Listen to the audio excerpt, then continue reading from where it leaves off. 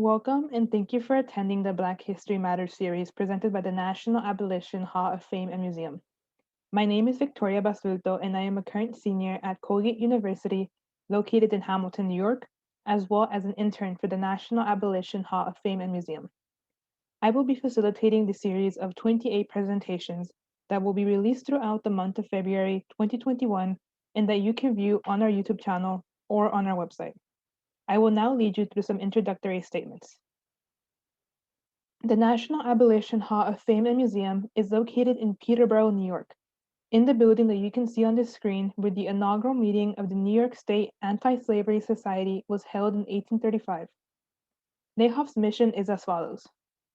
The National Abolition Hall of Fame and Museum honors anti-slavery abolitionists, their work to end slavery and the legacy of that struggle, and strives to complete the second and ongoing abolition, the moral conviction to end racism.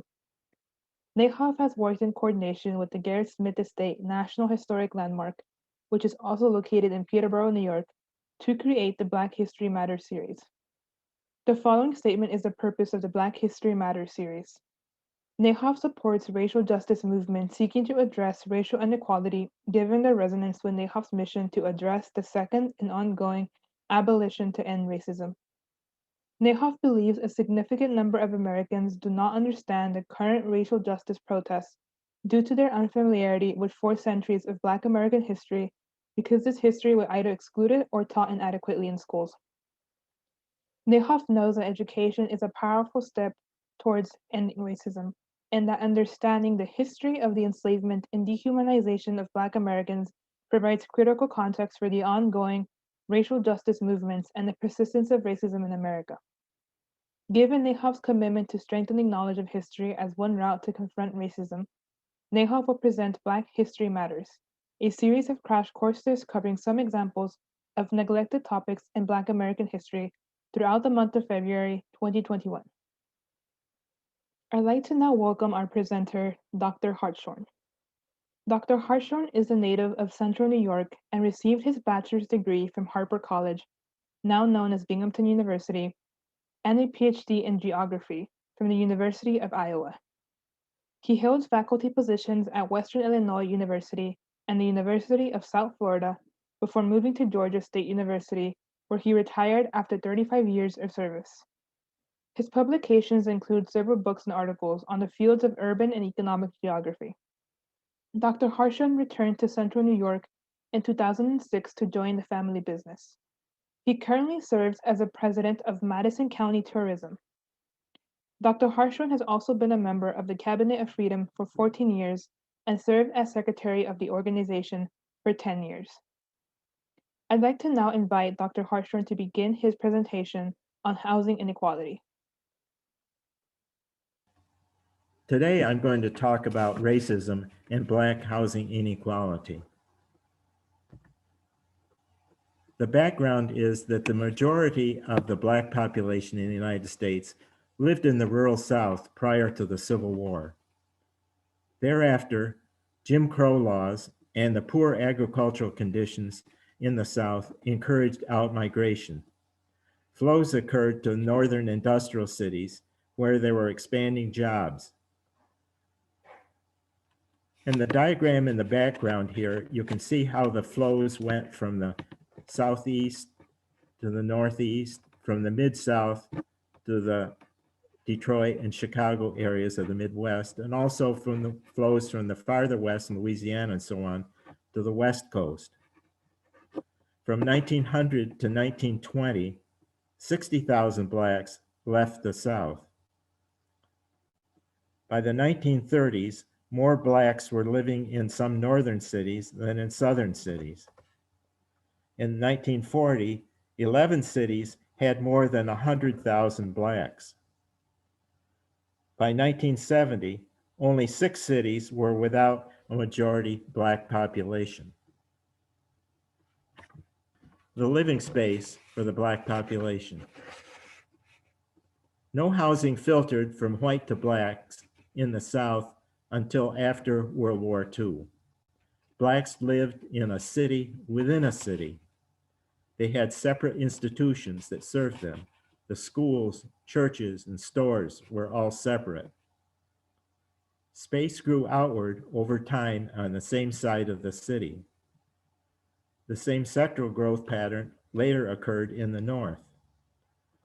Concentrations occurred in older, higher density neighborhoods. Rundown lower class neighborhoods were those that were available for occupancy. The living space for the Black population occurred primarily near the Central Business District, or CBD, another name for the downtown area. Often low-lying industrial and warehouse districts near the railroad corridors became attractive locations.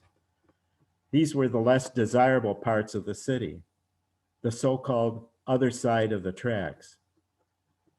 Growth occurred by outward expansion in the same sector of the city.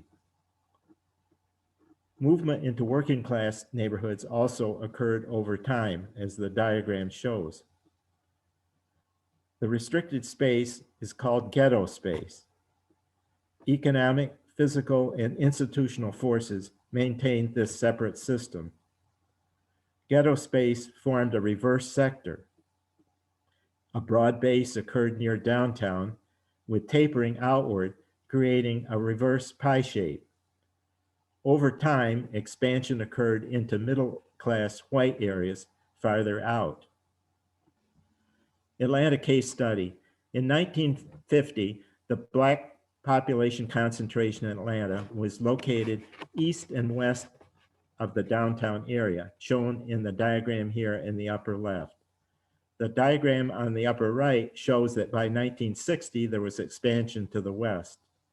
And then the diagram in the lower left shows that growth filled in to the west by 1970. And by 1990, it filled in both to the southwest and southeast. But there was no expansion to the north.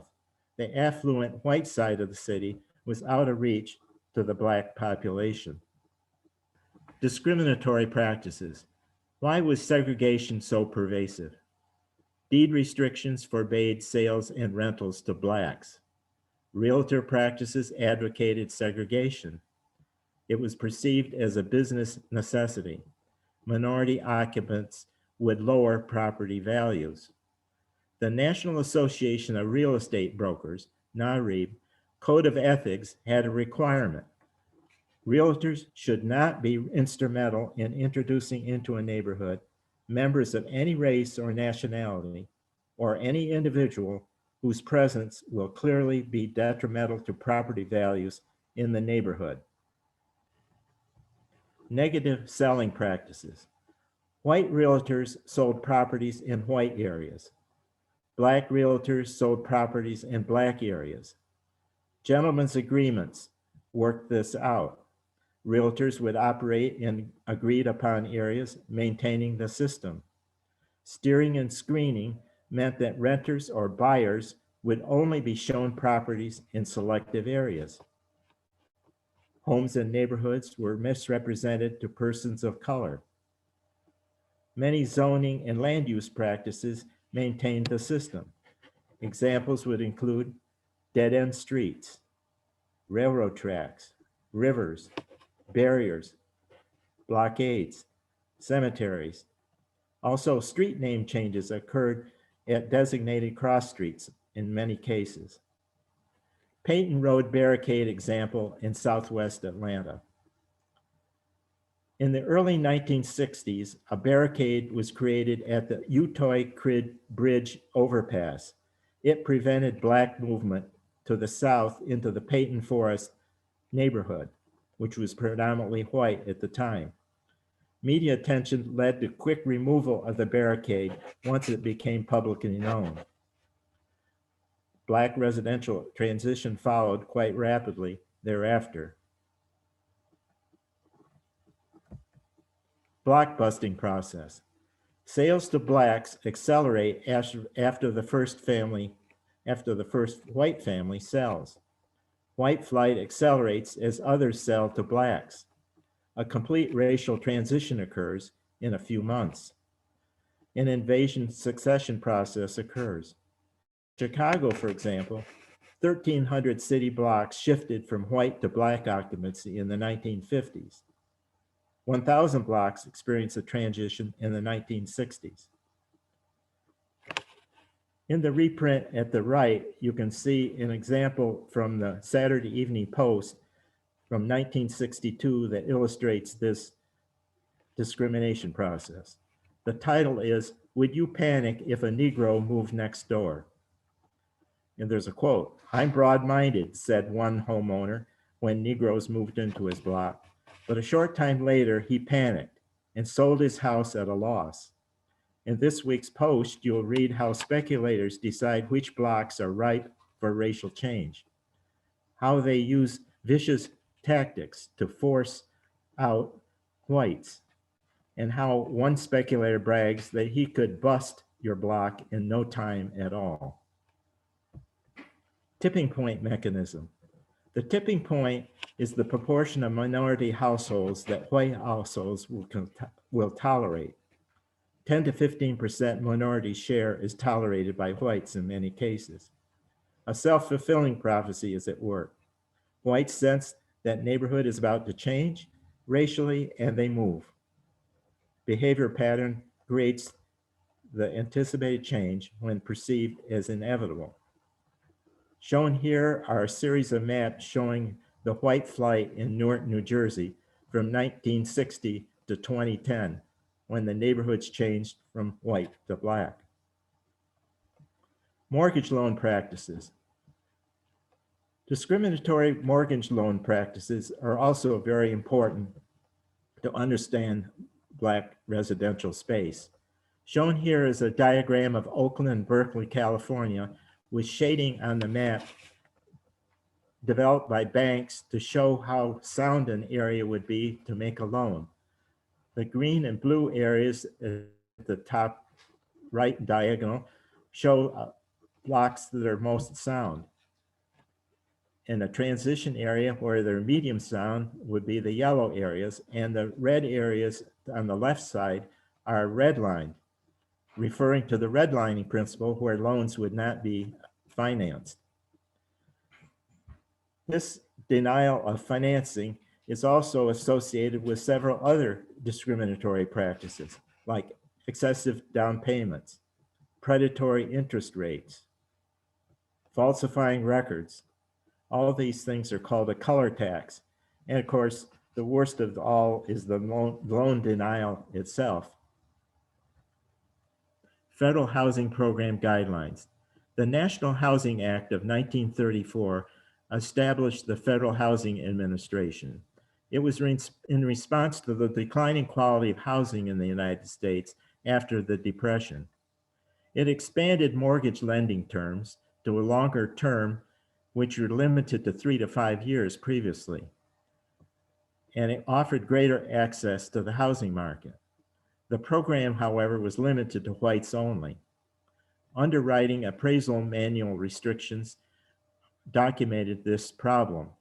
If a neighborhood is to retain stability, it is necessary to be occupied by the same social and economic classes. A change in social or racial occupancy generally leads to instability and a reduction in values. Racial segregation became an official requirement of federal programs as a result of this guideline. FHA policy became separate for whites and nothing for blacks. The policy was declared illegal by the Supreme Court in 1948. It was declared illegal by legislation in 1965. Massive white suburbanization out of the city increased after World War II as a result of this program. Central cities became blacker, poorer, and lost population.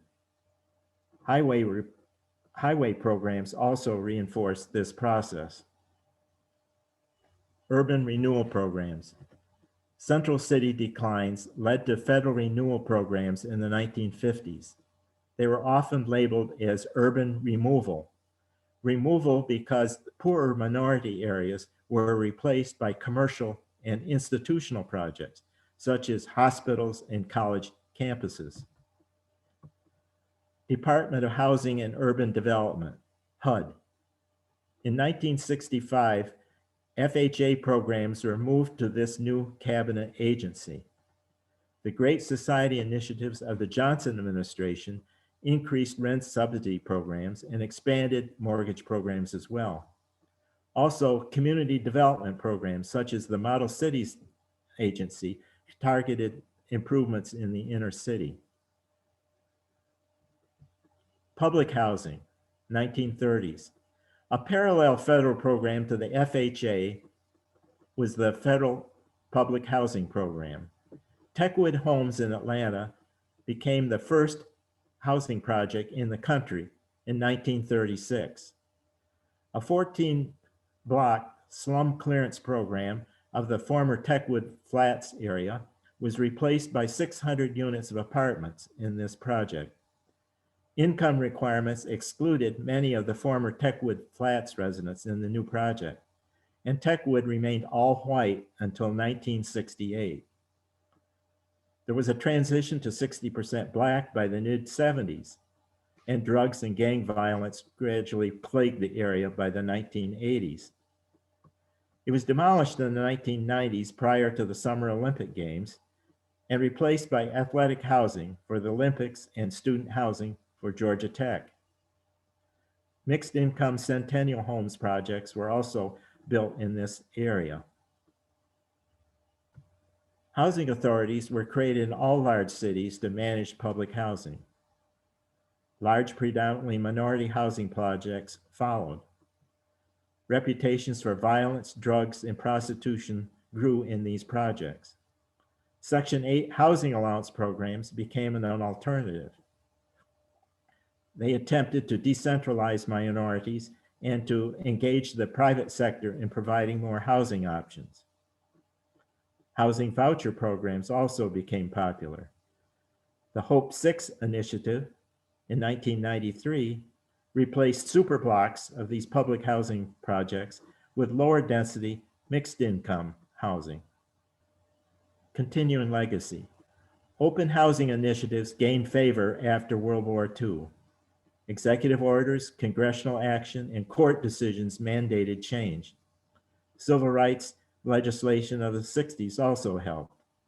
The enforcement of housing laws continues to be an issue in Black households, however. Fair housing laws. Fair housing laws prohibited discriminatory practices by realtors, builders, and financial institutions. Title 8 of the 1968 Civil Rights Act forbid racial discrimination regardless of federal assistance. By 1980, 80% of all housing was subject to the Fair Housing Law. Law applies to advertising, multiple listings, as well as rentals and sales. Unwritten discriminatory tools also remain in use. Land use practices such as park locations, commercial areas also maintain this separation. Resistance to Black occupancy, of course, is illegal and unethical and bad for a city's image. Recent trends. Equal access to housing among the Black community remains elusive. However, Black suburbanization has now changed the face of metropolitan suburbs. Reverse migration of Blacks to suburbs of southern metros from the north has accelerated in recent years. Shown here in the diagram, you can see the percentage of the African American population living in the American South is actually increased since 1990 after decades of decline. Thank you. I'd like to thank Dr. Hartshorn for that educational presentation. If you're interested in learning more about this topic, Dr. Hartshorn has provided a reference list of sources with websites that you can explore to learn more. This reference list will be linked beneath the video in the video description. I will also invite you to fill out a quick survey linked in that same video description, which will help us gather feedback about the specific topic. This survey will take you no more than 5 minutes to fill out and will provide us with valuable information that will help us in the formation of future presentations like this one. Should you have any questions regarding the presentation itself, Dr. Hartshorn has made his email available so that you may contact him with any questions or comments that you may have. Additionally, please do contact NAHOF if you have any questions or if you're interested in learning more about the organization and its work. NAHOF's contact information is available on the screen. Once again, I'd like to thank Dr. Hartshorn for providing a program for Black History Matters. I would also like to thank you, the audience, for joining us on this educational journey. Please remember that we will be releasing a new presentation each day this February of 2021, and we hope you will join us at our next presentation. Thank you.